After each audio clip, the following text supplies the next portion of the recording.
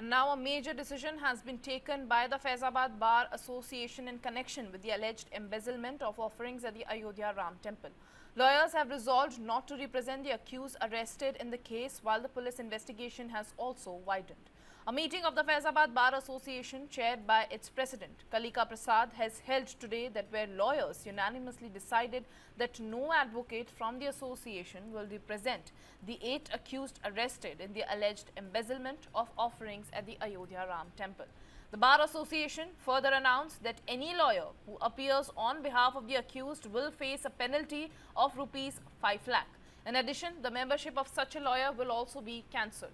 The lawyers in Ayodhya and Faizabad have also demanded strict action against Sri Ram Janmabhoomi Tirth Kshetra Trust General Secretary Champat Rai, who has resigned from his post. Meanwhile, the investigation into the alleged fraud is gathering pace. An Ayodhya police team visited the State Bank of India branch at Naya Ghat and questioned bank officials associated with the handling of temple donations. The SBI branch maintains that the principal bank account of the Sri Ram Janmabhoomi Tirth Kshetra Trust, where cash offerings collected from devotees are deposited after being counted within the temple premises. Investigators questioned the branch manager, recorded his statement, and later left the bank as part of the ongoing probe. The investigation into the alleged embezzlement continues, with police examining both financial records and the process of handling temple donations. I'm being joined by my colleague Abhijit Thakur, who's also with me on the phone line. Abhijit, क्या हो रहा है? Lawyers ने एक बहुत चेतावनी दे दी है कि वो लोग जो 8 अक्यूज्ड जो अरेस्ट हुए हैं उनके लिए वो केस नहीं लड़ेंगे। जी, फैजाबाद बार एसोसिएशन ने आज बैठक में ये फैसला लिया है कि जो भी आरोपी हैं इस राम मंदिर चढ़ावा चोरी मामले में, उनकी पैरवी कोई भी वकील यहाँ पर नहीं करेंगे। और इसके साथ ही साथ बार एसोसिएशन ने मांग की है कि जो बड़े नामों को बचाया जा रहा है उनके खिलाफ भी एफआईआर दर्ज की जाए, जिसमें कि उनकी तरफ से नाम लेकर कहा गया है कि अनिल मिश्रा, चंपत राय, गोपाल जी राव, इन तमाम लोगों के नाम भी एफआईआर में शामिल किए जाने चाहिए। उसके साथ साथ ही बार एसोसिएशन ने ये भी कहा है कि इस पूरे मामले में सीबीआई की जांच होनी चाहिए, इस तरह की मांग उन्होंने रखी है। तो आज यहाँ पर अयोध्या के वकीलों की एक बैठक हुई, जिसमें कि बार एसोसिएशन में ये सब प्रस्ताव पारित किए गए हैं और तमाम वकीलों ने मिलकर ये फैसला किया है कि वो किसी भी आरोपी के लिए केस में शामिल नहीं होंगे। वो इन सभी आरोपियों को सजा दिलाने के लिए निश्चित तौर पर काम करेंगे। और साथ ही साथ उन्होंने मांग की है कि एफआईआर का दायरा जो है वो बढ़ाया जाना चाहिए, क्योंकि ये करोड़ों लोगों की आस्था का सवाल है और उनके आस्था को चोट पहुंची है इस पूरे प्रकरण से। तो इसलिए इसमें किसी को भी बचाया नहीं जाए, किसी को भी बख्शा नहीं जाए, इस तरह की मांग बार एसोसिएशन के द्वारा रखी जा रही है। अभिजीत, जैसा कि हम देख रहे हैं कि जो इन्वेस्टिगेशन है वो बढ़ती जा रही है। हमने देखा कि जो पुलिस थी वो एसबीआई ब्रांच पे भी गई, उन्होंने वहाँ के ब्रांच मैनेजर को भी क्वेश्चन करा है, बिकॉज एसबीआई ही बैंक है जो डोनेशन जो टेम्पल का होता है उसे कलेक्ट और काउंट करने की जिम्मेदारी उनकी थी। इसके बारे में और क्या जानकारी दे सकते हैं आप कि और इस तरीके की जो 8 लोगों को, आरोपियों को जो गिरफ्तार करा गया है, उनके आसपास और क्या तहकीकात जो है पुलिस अभी कर रही है?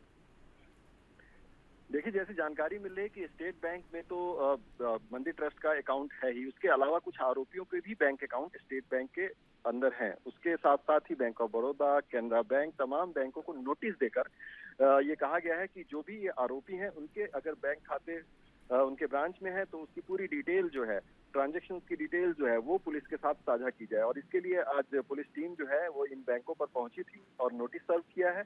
उसके साथ साथ जो बैंक से बड़ी अपडेट है कि बैंक के भी 4 एम्प्लॉय जो हैं वो संदेह के घेरे में है, उनसे भी पूछताछ हो सकती है।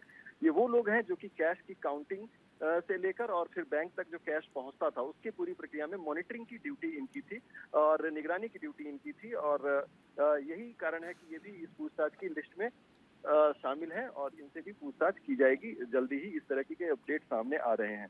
तो आज पुलिस टीम जो है वो बैंक पहुंची थी और नोटिस सर्व किया है और आने वाले समय में उनसे पूछताछ हो सकती है, इस तरह की जानकारी सामने आ रही है। अभिजीत, हमने ये भी देखा है कि जो जनरल सेक्रेटरी थे टेम्पल ट्रस्ट के, उन्होंने और अनिल मिश्रा ने रिज़ाइन कर दिया है। क्या आपको लगता है कि जैसे जैसे तहकीकात बढ़ेगी, क्या कोई खबर है कि और भी जो ट्रस्ट के ऑफिशियल्स हैं उनका रेजिग्नेशन क्या हम उसे एक्सपेक्ट कर सकते हैं? देखिए, अगर मांग की बात करें तो मांग तो उठ रही है कि पूरे ट्रस्ट को भंग किया जाना चाहिए और अनिल मिश्रा और चंपत राय का इस्तीफा हो गया है। हालांकि 11 जुलाई को इस पर निर्णय लिया जाएगा ट्रस्ट के द्वारा कि इसको स्वीकृत किया जाएगा या क्या, इस पर चर्चा की जाएगी। तो 11 जुलाई को इस पर बड़ा अपडेट सामने आएगा। लेकिन और भी जो भी ट्रस्ट के अभी मौजूदा में सदस्य हैं, उनके कोषाध्यक्ष हैं गोविंद देव गिरी महाराज, उनके भी इस्तीफे की मांग उठ रही है, क्योंकि जो भी पैसों का हिसाब किताब है वो उनकी जिम्मेदारी बनती है। तो इस तरीके की मांग उठ रही है कि पूरे के पूरे ट्रस्ट को ही पुनर्गठन किया जाए, उसको फिर से रिफॉर्म किया जाए।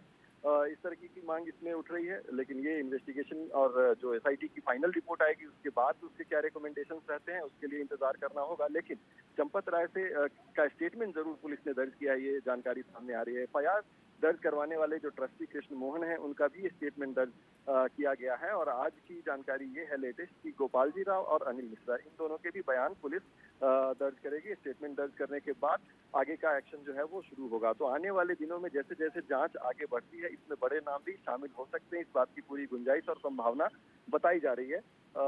इन्वेस्टिगेशन जो है अभी अंडर प्रोसेस है। आज सभी आरोपियों को कोर्ट में पेश किया जाएगा, उसके बाद पुलिस उनकी रिमांड मांग सकती है और पूछताछ में जैसे जैसे जानकारियां निकलेंगी उससे आगे ये इन्वेस्टिगेशन चलेगी।